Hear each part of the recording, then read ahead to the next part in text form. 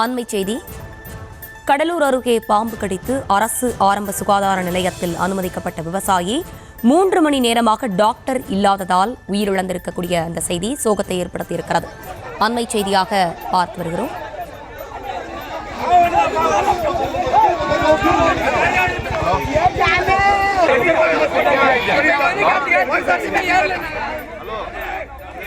கூடுதல் விவரங்களோடு இணைகிறார் நம்முடைய செய்தியாளர் ராமச்சந்திரன். வணக்கம். என்ன நடந்தது? விரிவான விவரங்கள்.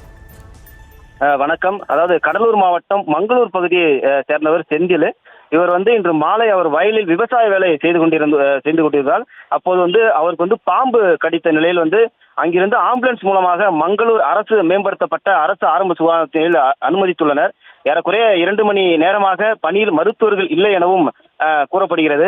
அவர் இறந்து விட்டதாகவும் கூறப்படுகிறது. ஆனால் அவரை மருத்துவ நிர்வாகம் ஆம்புலன்ஸ் மூலமாக வேறு மருத்துவமனைக்கு கொண்டு செல்ல முற்படும் போது ஆத்திரமடைந்த உறவினர்கள் ஆம்புலன்ஸ் முன்பக்க கண்ணாடியை அடித்து உடைத்து போலீசாரும் தற்போது கடும் வாக்குவாதத்தில் ஈடுபட்டு வருகின்றனர். சாலை மறியலிலும் தற்போது ஈடுபட்டு வருகின்றனர். மேலும் மருத்துவமனையில் உரிய சிகிச்சை அளிக்கப்படவில்லை எனவும் குற்றச்சாட்டு எழுந்துள்ளது.